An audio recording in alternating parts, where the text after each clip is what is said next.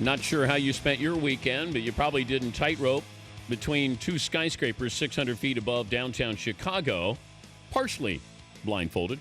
He's Nik Wallenda, acrobat, daredevil, aerialist, who joins us on the show. I was going to put athlete in there as well, Nick. How much of this is athletic in what you do?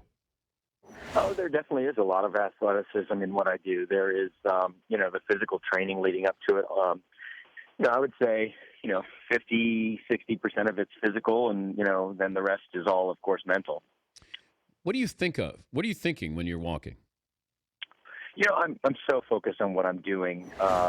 Yes, I make it look like it's second nature, and somewhat it is because I've done it so long. But in conditions like Chicago, the Windy City, of course, there's added stresses involved.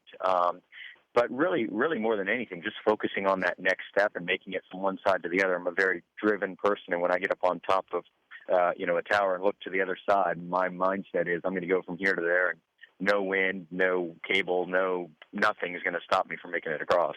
Do you practice falling? I do a bit, yeah, I actually do. Down low, of course, but I practice dropping to that wire and holding on. More than anything, I practice holding on for upwards of 20 minutes. I have rescue teams that can get to me within 90 seconds to 2 minutes wherever I am on that wire to pull me to safety. But really more than anything, it's just strength training to make sure that I have the physical ability to hold on. My great-grandfather in 1978 fell in San Juan, Puerto Rico, walking between two skyscrapers and lost his life. And really the reason why he fell was because he didn't have the strength to hold on. He went down to the wire and grabbed on and just didn't have the strength. Of course, he was 73 at the time, and we've learned from that there's a certain protocol that we have to meet physically to be able to do these walks. Do you think about death?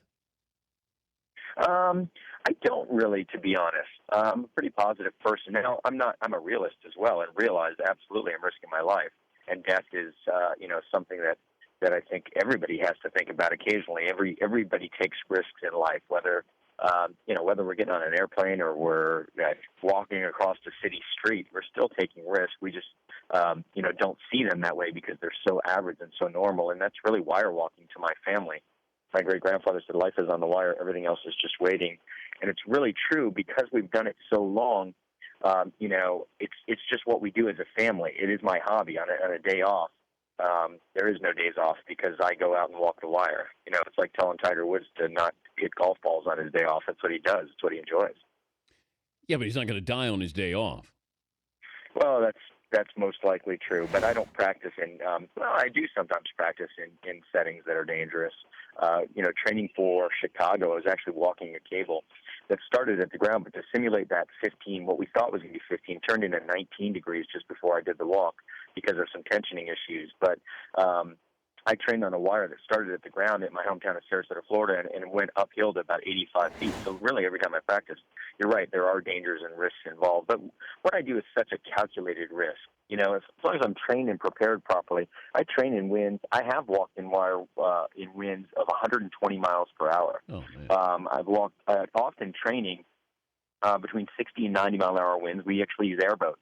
I live in Florida. There's plenty of airboats around, great supply, and we bring them out. They'll actually blow winds between 60 and 90 miles per hour, and we can get gusts up to 75 miles per hour. When there's a tropical storm coming to my area in Sarasota, I don't go to the beach and go surfing. I actually jump on a wire because it's just great training. He's Nik Wallenda, the acrobat daredevil, joining us, Dan Patrick Show. When will you know when it's time to retire? When I can't hold on for 20 minutes, for one. That really is a safety protocol that I feel like I have to meet, is being able to go down to that wire and hold on. I do feel like I will know. And I feel like it'll be sooner than later probably as well. There will be a time. And I'm in between 45 and 50. I'm 35 now. So within the next 10 to 15 years, I would say I won't be doing these walks anymore. You have children? I have 3 children. And are they doing the same thing, or do you hope that they do the same thing? I hope that they do whatever their heart's desire is. Of course, I'm a parent just like anyone else. I want my children to be happy with the decisions they make in life, and I'll fully support them in those decisions. But I've got a 16-year-old, a 13-year-old, and a daughter who's 11, and all of them walk the wire pretty well. But again, it's because it's in the backyard and it's what they do for fun. Never, ever have I have I told them, hey, it's time to go practice. If they're up there, I'll give them pointers. But as of right now, none of them have any interest in carrying on the family industry. They all have different goals and different ambitions. And, of course, again, I'm supportive of them. When's the last time your wife said, no, you're not doing that one? She really hasn't. There's a couple of them that we talked about that she said, I think you need to think more about that. And that kind of means, maybe that's not one that you should be doing. But yeah, that's wife speak. Yeah, you got it. She comes from 8 generations of a circus background, third oldest circus in the world out of Australia. And she kind of has the same passions as me. She doesn't do them in such broad scale as I do. But, she's a little daredevil herself. But there people do tune in. I'm not saying hoping for the worst, but there's the tune-in factor, right? The possibility of something tragic. Yeah, there's absolutely a percentage that watch that. But look, I remember growing up and watching Faces of Death. I mean, for some reason, we as human nature are attracted to that sort of thing. There's some fascination with that, I think, especially in younger men. People go to NASCAR races to see the accident just as much as to see who wins the checkered flag. Can you get insurance, Nick? Absolutely. You have insurance? I do. How heavy is that premium there? I mean, pretty heavy. Yeah. What are you insured for? I have life, health, everything that anybody would have. Of course, liability. What do you put down as your job? I put down funambulist, tightrope walker. They probably don't see a lot of those.